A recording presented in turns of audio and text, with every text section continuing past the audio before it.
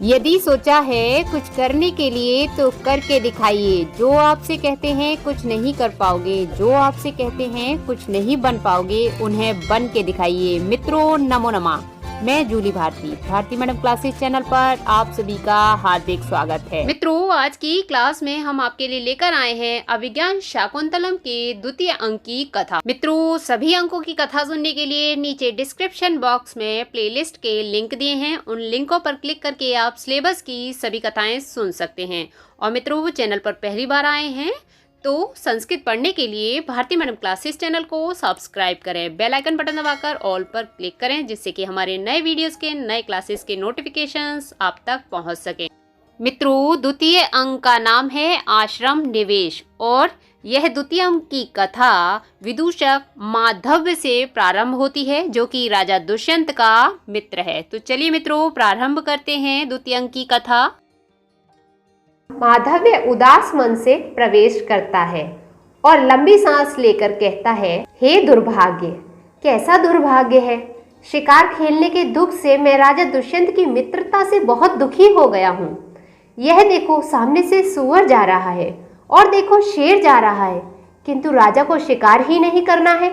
हमें इस जंगल में एक वन से दूसरे वन गर्मी में घूमना पड़ रहा है। यहाँ कुछ खाने को भी नहीं है। पहाड़ी नदियों का कड़वा जल पीना पड़ रहा है और समय पर भोजन भी नहीं मिल रहा है। घोड़ा चलाते चलाते हड्डियां दर्द कर रही हैं और दर्द के कारण रात को नींद भी नहीं आ रही है। थोड़ी सी आग क्या लगी कि शिकारियों द्वारा जंगल को घेरे जाने के कोलाहल ने मुझे जगा दिया। इतना दुख क्या कम था कि अब यह फोड़े के ऊपर फोड़ा हो गया। कल हम लोगों के पीछे छूट जाने पर मृग का पीछा करते करते तपोवन में महाराज प्रविष्ट हो गए। मेरे दुर्भाग्य से महाराज को आश्रम में तपस्वी कन्या शकुंतला दिखाई दी। शकुंतला के कारण ही महाराज नगर नहीं जाना चाहते। वे हमें लेकर यहीं रुके हैं। पता नहीं क्या उपाय है महाराज दुष्यंत का। अब मैं क्या करूं? ऐसा सोच रहा था विदूषक। सोचता है चलो राजा दुष्यंत से मिल लेता हूं और आज का अवकाश ले लेता हूं। इतने में ही सेवकों सहित हाथ में धनुष लिए और वन पुष्पों की माला पहने हुए प्रेमासक्त राजा दुष्यंत प्रवेश करते हैं। विदूषक राजा को देखकर दर्द से व्याकुल हाथ जोड़ लेता है और राजा दुष्यंत से एक दिन का अवकाश मांगता है। राजा दुष्यंत शकुंतला के ख्यालों में खोए हैं। वह यही सोच रहे हैं कि आश्रम में दोबारा कैसे जाया जाए। शकुंतला के भावों एवं प्रियमदा के साथ वार्ता से तो यही ज्ञात होता है कि शकुंतला भी मुझसे प्रेम करती है, किंतु क्या कण्व ऋषि शकुंतला का विवाह मेरे साथ करेंगे या नहीं? तभी विदूषक कहता है, मित्र मेरे हाथ पैर नहीं चल रहे हैं। मैं तुम्हारे बैठकर ही हाथ जोड़ता हूँ और आपकी जय बोलता हूँ। जय हो आपकी। राजा विदूषक से पूछते हैं, क्यों मित्र, क्यों ऐसा क्यों कह रहे हो? विदूषक कहता है, क्यों? स्वयं आंखों को व्याकुल करके आप आंसुओं का कारण पूछ रहे हैं। राजा पूछते हैं, मैं तुम्हारी बात नहीं समझा मित्र। विदूषक कहता है, मित्र मेरे झुके होने का कारण आप ही हो। राजा पूछते हैं, कैसे? विदूषक कहता है कि इस प्रकार राज्य कार्यों को छोड़कर ऐसे हिंसक जंतुओं से भरे हुए दुर्गम प्रदेश में जंगली लोगों की भांति आपका यहाँ रहना क्या उचित है? मैं आपसे अनुरोध करता हूँ कि आप मुझ पर कृपा करें। आप एक दिन तो विश्राम कीजिए। राजा अपने मन में कहते हैं कि यह विदूषक इस प्रकार कह रहा है, किंतु मेरा मन तो कण्व पुत्री शकुंतला की स्मृति में शिकार खेलने से उदासीन हो रहा है। इस प्रकार राजा दुष्यंत फिर से शकुंतला के ख्यालों में खो जाते हैं। उन्हें मृग के नेत्र शकुंतला के भोले भाले नेत्र लग रहे हैं। राजा दुष्यंत का मन शकुंतला का निरंतर स्मरण कर रहा है। यह देखकर विदूषक कहता है, आदरणीय, आप कुछ मन में रख कर विचार कर रहे हैं। लगता है अवश्य ही कुछ बात है। मेरे द्वारा विश्राम करने की बात आपको अच्छी नहीं लगी। राजा दुष्यंत मुस्कुराकर विदूषक से कहते हैं कि मैं क्या दूसरा विचार करूंगा। मैं मित्र के वचन का उल्लंघन नहीं कर सकता, लेकिन शिकार खेलने से मेरा मन हट गया है। विदूषक प्रसन्न मन से कहता है, आप चिरंजीवी हो, यह कहकर जाना चाहता है, किंतु राजा रोकते हैं और कहते हैं, मित्र रुको, अभी मेरी बात अधूरी है। किंतु विदूषक कहता है, आप मुझे आज्ञा दीजिए। राजा कहते हैं कि ठीक है जाओ, परंतु विश्राम के बाद आपको मेरे एक सरल कार्य में सहायता करनी होगी। विदूषक हंसते हुए कहता है, क्या लड्डू खाने में सहायता करनी है? तो मैं यह निमंत्रण स्वीकार करता हूँ। राजा कहते हैं, नहीं नहीं मित्र, जिस कार्य के विषय में कहूँगा उसमें आपको मेरी सहायता करनी है। विदूषक नहीं जाता, वह वहीं रुक जाता है। तभी अचानक से राजा को कोई आवाज सुनाई देती है। राजा कहते हैं, अरे कौन है, कौन है? तभी द्वारपाल प्रवेश करता है और कहता है, हे स्वामी आज्ञा दीजिए। राजा दुष्यंत द्वारपाल रेवतक से कहते हैं, सेनापति को बुलाओ। द्वारपाल कहता है, ठीक है मैं अभी बुलाता हूँ। द्वारपाल सेनापति को लेकर आता है। राजा दुष्यंत सेनापति से कहते हैं, सूत अपने सभी सैनिकों को लौटा लो जो जंगली पशुओं को एकत्र करने के लिए निकले हैं, कहीं वह तपोवन में विघ्न ना उत्पन्न कर दें। सूत कहता है, जी महाराज, जैसी आपकी आज्ञा। यह कहकर वह चला जाता है। राजा रेवतक से कहते हैं, तुम भी अपने शिकार के भेष को उतार दो और अपने काम को पूर्ण करो। जो आज्ञा कहकर रेवतक निकल जाता है। सबके जाने के बाद विदूषक राजा से कहता है कि हे मित्र, आपने तो इस स्थान को एकांत बना दिया है। आइए अब आप वृक्ष की छाया से बना वितान के नीचे इस शिलाखंड पर बैठ जाइए, जिससे मैं भी सुखपूर्वक बैठ जाऊं। राजा कहते हैं, आगे चलो। विदूषक कहता है, आइए। दोनों एक साथ बैठते हैं। दोनों घूमकर एक साथ बैठ जाते हैं। तभी राजा दुष्यंत शकुंतला के प्रति अपनी आसक्ति के विषय में विदूषक को इंगित करते हैं और कहते हैं कि हे मित्र विदूषक, क्या तुमने नेत्रों का फल नहीं पाया, क्योंकि तुमने देखने योग्य वस्तु नहीं देखी? विदूषक कहता है, क्यों नहीं पाया? मैंने फल अवश्य ही पाया है। आप मेरे फल मेरे सामने ही तो बैठे हैं। राजा दुष्यंत कहते हैं कि सभी अपने व्यक्ति को ही सुंदर समझते हैं, किंतु मैं तो उस आश्रम की कन्या शकुंतला के विषय में कह रहा हूँ, जिसके प्रति मेरा मन आकृष्ट है। विदूषक मन ही मन कहता है, अच्छा, मैं राजा को खुलकर शकुंतला की बात कहने का मौका नहीं दूंगा। और कहता है, मुझे लगता है मित्र, तुम तपस्वी कन्या के प्रति इच्छुक दिखाई दे रहे हो। राजा कहते हैं, पुरुवंशियों का मन त्यागी हुई चीजों पर नहीं होता, किंतु शकुंतला तो मुझसे विवाह करने योग्य है। राजा दुष्यंत कहते हैं कि शकुंतला अप्सरा मेनका की पुत्री है और त्यागने पर मुनि कर्ण की पुत्री है। यह सुनकर विदूषक हंसकर कहता है कि जिस प्रकार उत्तम कोटि के खजूर खाकर ऊबे व्यक्ति की इमली खाने की इच्छा होती है, मित्र, वैसे ही आपकी भी स्त्री रत्नों का उपभोग करने वाले आपकी यही इच्छा है ना? ये सच है? राजा दुष्यंत कहते हैं, हे मित्र, अभी तुमने शकुंतला को देखा ही कहाँ है, इसलिए तुम मुझसे ऐसी बातें कह रहे हो। विदूषक हंसकर कहता है, निश्चय ही वह बहुत खूबसूरत होगी जिसने आपको मोहित कर दिया है। राजा दुष्यंत प्रसन्न चित्त होकर कहते हैं कि हे मित्र, मैं अब तुमसे क्या कहूँ उसकी सुंदरता के विषय में, कि ईश्वर की अलौकिक सृष्टि है शकुंतला। ईश्वर ने सबसे सुंदर शरीर बनाकर उसमें प्राण डाल दिए हैं। उसका शरीर हाथों से नहीं बना, बल्कि ईश्वर ने अपने मन से उसे बनाया है। शकुंतला तो ईश्वर की मानसिक सृष्टि है, तभी तो वह इतनी खूबसूरत है। हाथ से बनाने में इतनी सुंदर शकुंतला नहीं बन सकती थी।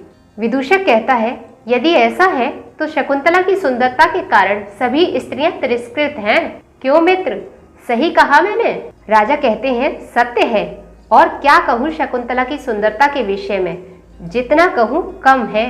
इस प्रकार राजा दुष्यंत शकुंतला की सुंदरता का वर्णन करते हैं और कहते हैं, पता नहीं ईश्वर किसको उसका पति बनाएंगे, किसको शकुंतला मिलेगी।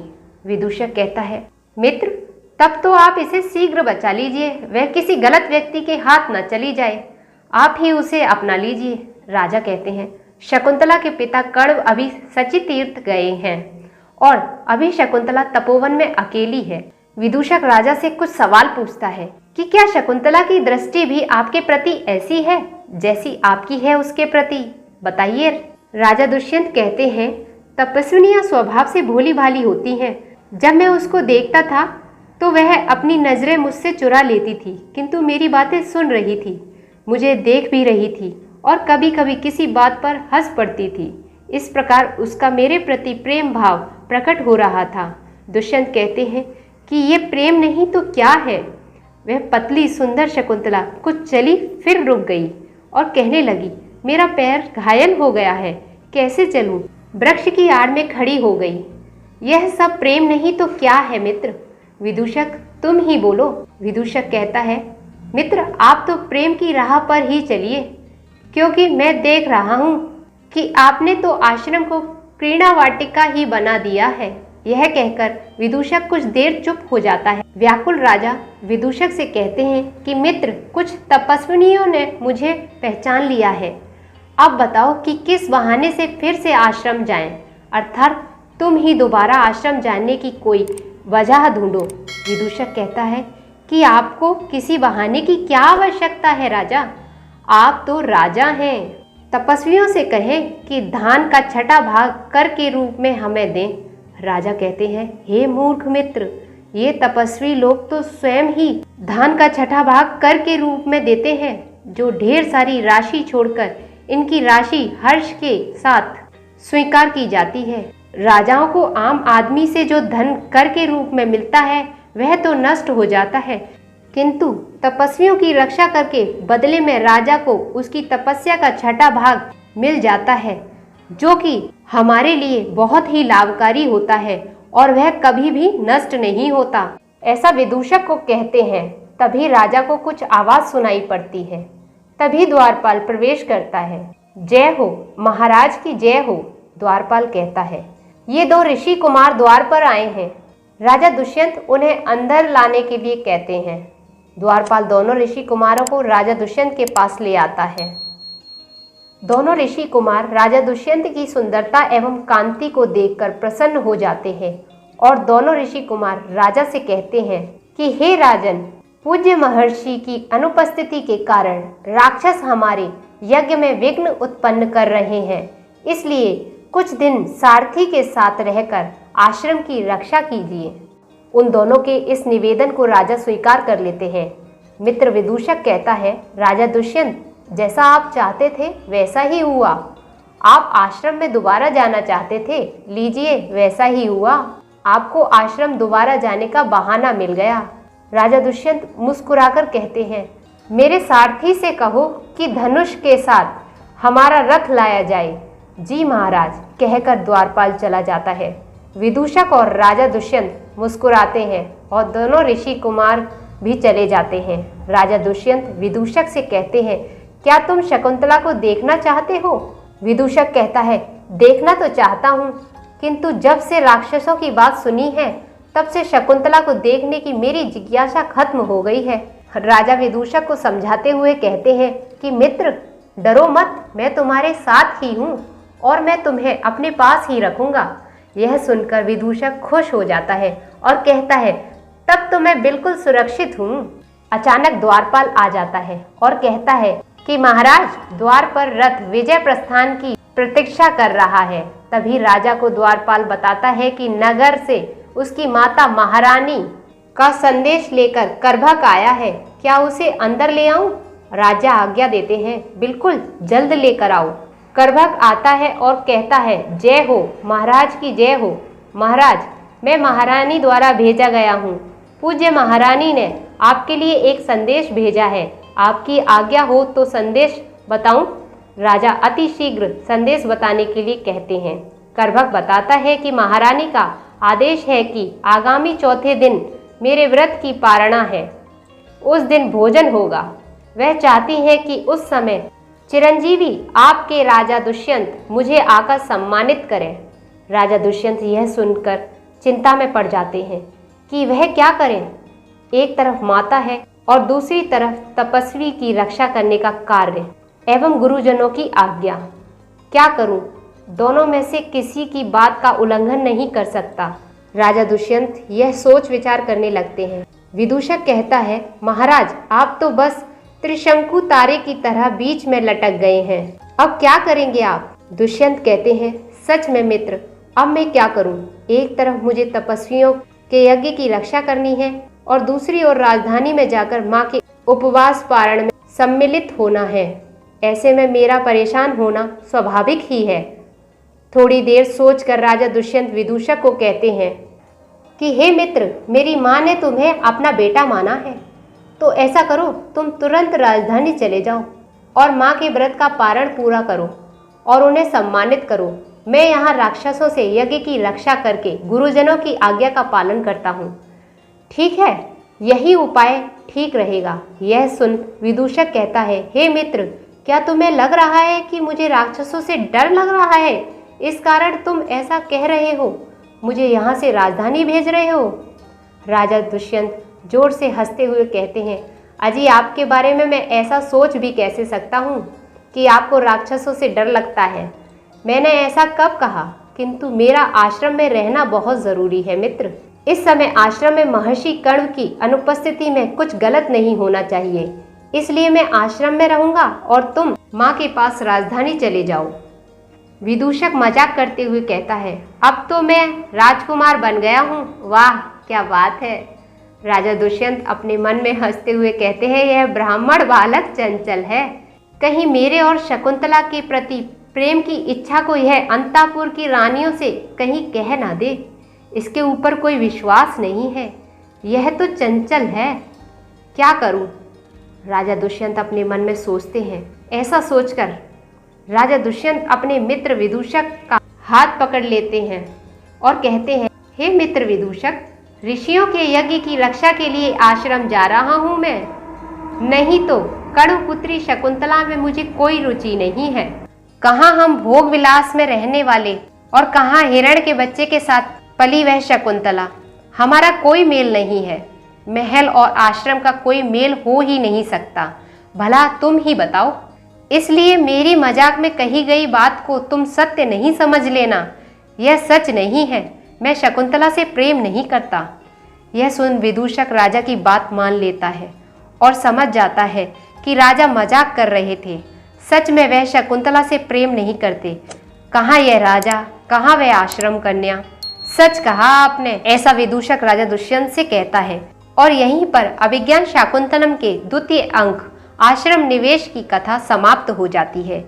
मित्रों, यदि आपको अभिज्ञान शाकुंतलम के द्वितीय अंक की कथा पसंद आई है तो एक लाइक और एक कमेंट अवश्य कीजिएगा। साथ ही साथ ऊपर आई बटन पर क्लिक करके आप सिलेबस की सभी कथाएं सुन सकते हैं और सिलेबस की सभी क्लासेस देख सकते हैं।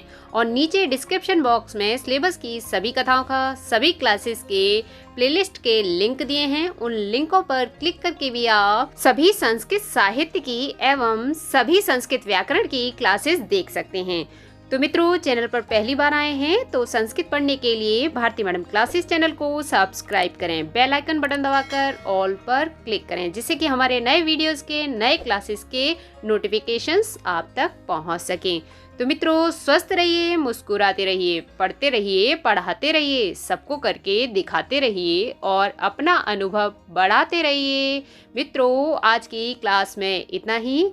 क्लास देखने के लिए बहुत बहुत धन्यवाद। कल फिर मिलते हैं इसी प्रकार की एक नई क्लास के साथ।